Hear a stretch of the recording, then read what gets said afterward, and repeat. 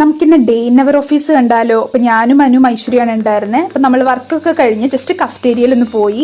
അപ്പൊ ഞാൻ watermelon juice ആണ് ഓർഡർ ചെയ്തത് കേട്ടോ. അപ്പൊ ഞാൻ വാട്ടർമെലൺ ജ്യൂസ് കുടിക്കുന്നതിന്റെ ഇടയിൽ എൻ്റെ ഒരു ക്ലാസ്മേറ്റ് വന്നപ്പോൾ അവളോടൊക്കെ ജസ്റ്റ് മിണ്ടിക്കൊണ്ടിരിക്കുവായിരുന്നു. പിന്നെ ഒരു 10-15 മിനിറ്റ് നമ്മളവിടെ സ്പെൻഡ് ചെയ്തിട്ട് നമ്മൾ വീണ്ടും ബാക്ക് ടു വർക്ക് ആണ്.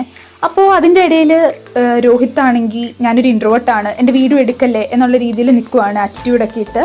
പിന്നെ ഞാൻ ജ്യൂസ് കുടിച്ചിട്ട് എന്തോ കുറവുണ്ടല്ലോ എന്നുള്ള രീതിയിൽ നിൽക്കുവാണ്. അപ്പം ഇങ്ങനെ ആലോചിച്ചുകൊണ്ടിരിക്കുന്ന സമയത്ത് മധുരമാണ് കുറവെന്ന് ഞാൻ കൺഫേം ചെയ്ത് ഞാൻ ഐശ്വര്യോട് പറയുവാണ്. അപ്പം ഐശ്വര്യാണെങ്കിൽ ഞാൻ സെലിബ്രിറ്റി അല്ലേ, എന്നോട് ചോദിച്ചിട്ടൊക്കെ വേണ്ടി എടുക്കാൻ എന്നുള്ള ആറ്റിറ്റ്യൂഡിൽ നിൽക്കുക കേട്ടോ ഗൈസ്.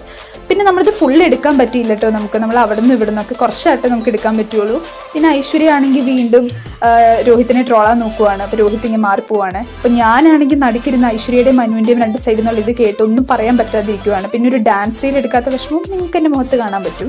പിന്നെ വീണ്ടും Aishwarya as usual celebrity attitude ഇടുവാണ്. പിന്നെ ലാസ്റ്റായിട്ട് ഞാനും എനും ഒന്നും കൂടെ കഫ്റ്റേരിയയിൽ പോയി ഒരു തേങ്ങാമുറിയും ഒരു മീറ്റ് റോളും ഒരു വാട്ടർമെലൺ ജ്യൂസും എല്ലാം അവസാനിപ്പിച്ചു. Bye guys.